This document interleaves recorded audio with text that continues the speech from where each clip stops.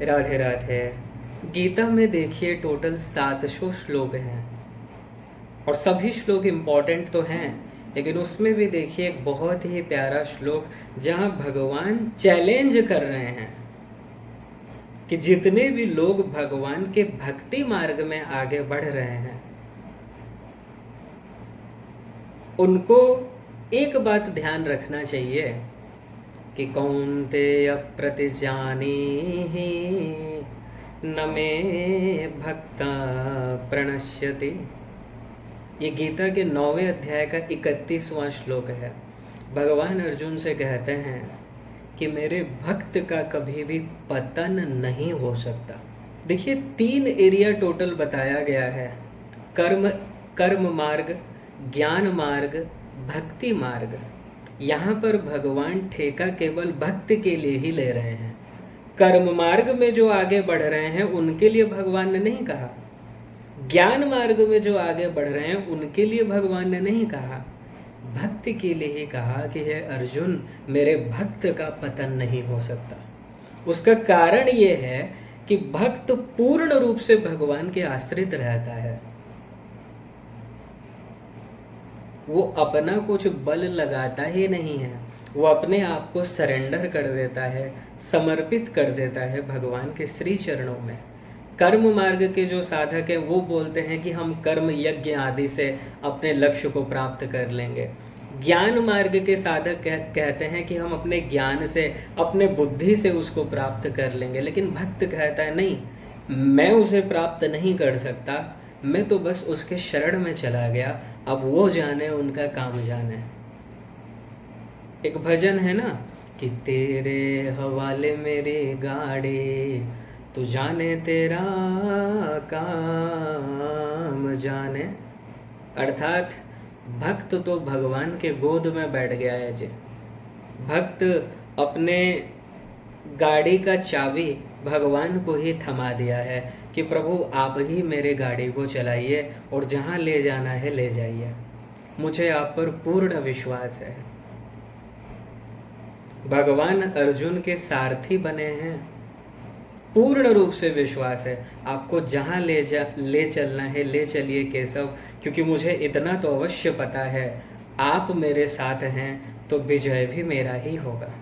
इसलिए देखिए अर्जुन और दुर्योधन जब दोनों द्वारिका में गए भगवान से हेल्प मांगने के लिए, भगवान ने एक तरफ कहा कि एक तरफ तो मेरी नारायणी सेना रहेगी और दूसरी ओर कहा कि मैं अकेला रहूँगा निहत्था, कोई अस्त्र शस्त्र हाथ में लूँगा ही नहीं, निहत्था रहूँगा। अब बताओ तुमको क्या चाहिए? तो अर्जुन ने कहा कि प्रभु मुझे आपकी नारायणी सेना नहीं चाहिए, मुझे आप चाहिए। और दुर्योधन खुश हो रहा है क्योंकि वो भगवान को भगवान के रूप में तो नहीं मानता था। आप ही सोचिए ना, जब इतना बड़ा युद्ध होने जा रहा है, हम ऐसे इंसान को क्यों लें जो अस्त्र शस्त्र भी नहीं लेगा। दुर्योधन तो भगवान को भगवान के रूप में नहीं मानता था, तो उसने कहा ठीक है, अगर हमारे अनुज अर्जुन आपको लेना चाहते हैं मैं नारायणी सेना ले लेता हूँ। अब दुर्योधन तो ये कहकर चला गया, लेकिन भगवान ने फिर अर्जुन से कहा, यहाँ भगवान अर्जुन के मन की बात को जानना चाह रहे हैं। ऐसा नहीं है कि भगवान नहीं जानते हैं, भगवान तो जानते ही हैं कि अर्जुन को उनके ऊपर दृढ़ विश्वास है, लेकिन फिर भी उनके मुख से सुनना चाह रहे थे। भगवान ने अर्जुन से कहा कि हे पार्थ, तुम चाहते तो तुम नारायणी सेना लेते, तुमने मुझे क्यों मांगा? अर्जुन कहते हैं कि प्रभु मैं नारायणी सेना से सहायता मांगने नहीं आया था, मुझे नारायणी सेना नहीं चाहिए, मुझे नारायण चाहिए। अब सोचिए, कोई भक्त इतना जब भगवान के ऊपर विश्वास करे, नारायणी सेना को ठोकर मार दे और भगवान के ऊपर पूर्ण आश्रित हो जाए, भला उसका पतन कैसे हो सकता है? भक्त में यही तो खास गुण होता है कि वो अपना कुछ बल लगाता ही नहीं है, वो पूर्ण रूप से अपने प्रभु के प्रति आश्रित हो जाता है। जैसे देखिए संसार में आप माता पिता का भी उदाहरण लीजिए, जो सबसे छोटा बच्चा उनका होता है वो उनका अधिक ध्यान रखते हैं, क्योंकि जो अधिक छोटा है वो उन्हीं के प्रति आश्रित रहता है, वो अपने से कुछ नहीं कर सकता, इसलिए उसके प्रत्येक चीज़ का ध्यान रखती हैं उसकी माता। जो थोड़ा सा बड़ा हो गया है ऐसा नहीं उसका ध्यान नहीं रखती हैं, ध्यान उसका भी रखती हैं, लेकिन छोटे वाले का अधिक ध्यान इसीलिए रखती हैं क्योंकि वो बहुत ही छोटा है, अभी अभी धराधाम में आया है, तो उसका ध्यान अधिक रखती है क्योंकि वो पूर्ण रूप से आश्रित है, क्योंकि वो जानता ही कुछ नहीं है, वो कुछ कर ही नहीं सकता।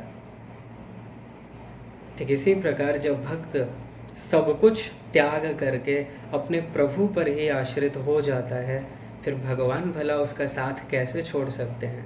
भगवान यहाँ कह रहे हैं कि मेरे भक्त का पतन नहीं हो सकता, क्योंकि पतन कराएगा कौन, पतन कराने वाला है कौन, माया। और ये माया कौन है, ये भगवान की शक्ति है, ये स्वयं जड़ है, भगवान की शक्ति पाकर ही माया अपना वर्क करती है, और भगवान के सामने तो माया जा भी नहीं सकती। तो भला भक्त का पतन कैसे होगा। भक्त का अगर पतन करना है, भगवान कहते हैं तुम मेरा पतन, तुम्हें पहले मेरा पतन करना होगा, फिर तुम मेरे भक्त तक पहुंच सकते हो। इस संसार में, इस अनंत कोटि ब्रह्मांड में किसी का कहाँ सामर्थ्य है जो भगवान का मुकाबला भी कर सके, क्योंकि श्वेताश्वतर उपनिषद में बताया गया न तत्समश्चाभ्यधिकस्य दृश्यते, भगवान के बराबर ही कोई नहीं है। उनसे अधिक बलशाली का तो बात छोड़ दीजिए, उनके बराबर ही कोई नहीं है, फिर भगवान का कोई क्या ही मुकाबला करेगा। और जब भगवान को परास्त नहीं कर सकता, फिर भक्त का पतन कैसे होगा। इसीलिए तो भागवत में नव योगेश्वर में से कवि नाम के योगेश्वर कहते हैं कि धावन निमिल्यवा नेत्रे नस्खले नपते दिह 11 तो 35 भागवत। आंख बंद करके दौड़िए भगवान की भक्ति मार्ग में, न गिरोगे न फिसलोगे, क्योंकि भगवान आपके साथ साथ चल रहे हैं। ज्ञान मार्ग के जो साधक होते हैं, जो निर्गुण निर्विशेष निराकार ब्रह्म को मानने वाले होते हैं, वो अपने बल से प्राप्त करने का प्रयास करते हैं ब्रह्म को, लेकिन भक्त अपना बल नहीं लगाता है, क्योंकि वो जानता है मैं अपने बल से प्राप्त कर ही नहीं सकता। भगवान को तो वही प्राप्त कर सकता है जिसके ऊपर भगवान कृपा करें, क्योंकि नायम आत्मा प्रवचनेन लभ्यो न मेधया न बहुना श्रुतेन यमे वैश वृणुते तेन लभ्य तशेष आत्मा विवृणुते तनुपम स्वाम। ये कठोपनिषद का मंत्र है, पहले अध्याय के दूसरी बल्ली का 23वां मंत्र। ये मंत्र मुंडकोपनिषद में भी है, तीसरे मुंडक के दूसरे खंड का 3रा मंत्र। भगवान जिसका वर्ण करते हैं, भगवान जिस पर कृपा करते हैं, वही भगवान को प्राप्त कर सकता है। और कृपा के लिए केवल एक ही सबसे सरल तरीका और सबसे इम्पोर्टेंट तरीका, शरणागति। ज्ञानी को भी भगवान की भक्ति करनी पड़ेगी, उसके बाद ही ब्रह्म ज्ञान प्राप्त होगा। भगवान की भक्ति के बिना ज्ञान मार्ग में जो आगे बढ़ रहे हैं, उनको ब्रह्म ज्ञान नहीं हो सकता।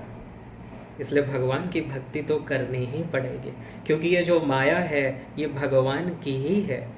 भगवान की माया तभी जाएगी जब भगवान इसको हटा दें, और भगवान तभी हटाएंगे जब आप ठीक भगवान से मांग लें, प्रार्थना कर लें।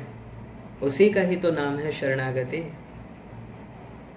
कुछ तपस्या व्रत करने की आवश्यकता नहीं है, आप करोड़ों साधना कर लीजिए, कुछ भी कर डालिए, जब तक आप शरणागत नहीं होंगे, भगवान से प्रेम नहीं होगा, भगवान की भक्ति नहीं करेंगे, तब तक कुछ काम नहीं होने वाला है, ये ध्यान रखिएगा। और भक्ति मतलब सुंदरकांड का पाठ करना, रामचरितमानस पढ़ लेना, गीता का पाठ करके उसको कंठस्थ कर लेना, या स्वाध्याय करना वेद शास्त्र आदि का, या तीर्थ यात्रा करना, तीर्थ में वास करना, एकादशी का व्रत रखना, ये सब नहीं है साधना। मन को लगाइए श्री कृष्ण में। उपवास का अर्थ भी यही है कि हम अपने मन को श्री कृष्ण में लगाएं, ठीक है। इसलिए फिजिकली आप जो भी भक्ति कर रहे हैं, हाथ से चावल चढ़ाना या भगवान को भोग लगाना या फिर पैरों से तीर्थ यात्रा करना, something is better than nothing, but इससे आपको लाभ नहीं होगा, माया के अवगुण नहीं जाएंगे।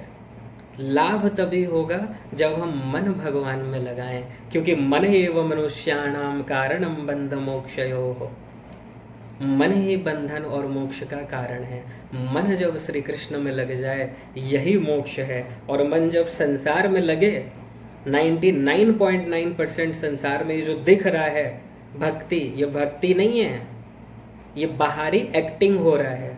अर्थात शरीर तो भगवान के पास है, लेकिन मन अपने बेटे में है, मन अपनी पत्नी में है, मन संसार में है, और बाहर से शरीर से भगवान का पूजा पाठ चल रहा है। भगवान ने गीता में कहा कि मन मुझ में लगा, शरीर संसार में दे, लेकिन मनुष्य कर क्या रहा है, मन संसार में है और शरीर से भगवान के यहाँ 2-3 घंटा बैठ जाते हैं। कोई मंत्र का जाप कर रहा है, कोई पाठ कर रहा है। इसीलिए इम्पोर्टेंट चीज़ है मन को लगाइए। और भक्ति मार्ग में जो साधक आगे बढ़ रहे हैं वो निश्चिंत रहें, और भक्ति मार्ग में ही आगे बढ़ना चाहिए, क्योंकि सबसे सेफ मार्ग है भक्ति मार्ग। आप ज्ञान मार्ग में आगे बढ़ेंगे, मान लीजिए कुछ समय के लिए आप थोड़ा सा अगर ऊपर चले भी जाएं, थोड़ा सा आपका स्थिति बेहतर हो भी जाए, लेकिन माया नहीं जाएगी, आपका फिर पतन हो जाएगा। अर्थात थोड़ा सा आप ऊपर की ओर सीढ़ी चढ़ेंगे ज्ञान मार्ग में, फिर फिसल जाएंगे। ये सेफ मार्ग नहीं है। और कर्म मार्ग से क्या ही मिलेगा। ठीक ठीक अगर आप कर्म करें तो 2 दिन के लिए स्वर्ग है, उसके बाद रिटर्न इसी मृत्यु लोक में। इतना मेहनत करो, फिर सही सही करो, फिर 2 दिन के लिए स्वर्ग मिले, वहाँ पर भी काम क्रोध लोभ आदि भरे रहेंगे, इससे क्या फ़ायदा है। इसलिए वास्तव में अगर आनंद की प्राप्ति करनी है, अपने प्रभु के शरणागत हो जाइए, शरणागति कर लीजिए। सभी वेदों का, सभी शास्त्रों का, सभी पुराणों का एकमात्र सार है कि जीव भगवान के शरणागत हो जाए, उसे ही भक्ति कहा गया है। हम अपना बल न लगाएं, प्रभु के आश्रित हो जाएं, बस प्रभु से रो कर मांग लें सही सही। जैसे एक छोटा सा बच्चा कुछ भी चाहिए, कुछ उसको चिंता नहीं करना है, रो देता है, माँ अपना समझे। ठीक इसी प्रकार जब भक्त भगवान के आश्रित हो जाता है, फिर उसको कुछ करने की आवश्यकता नहीं है। A to Z प्रत्येक चीज़ का ख्याल रखते हैं भगवान। अरे जब संसार में माता जी आपका ख्याल रखती हैं, वो तो परम पिता हैं, वो तो सब कुछ संबंध ही आपका उन्हीं से है, भला वो आपका साथ कैसे नहीं देंगे। इसलिए इम्पॉर्टेंट है भक्ति मार्ग में ही आगे बढ़िए। ये सबसे सरल मार्ग है और सबसे पावरफुल मार्ग है, सबसे सेफ मार्ग है, जहाँ भगवान कह रहे हैं कि मेरे भक्त का पतन नहीं हो सकता। बोलिए लाडली लाल की जय, जय जय श्री राधे।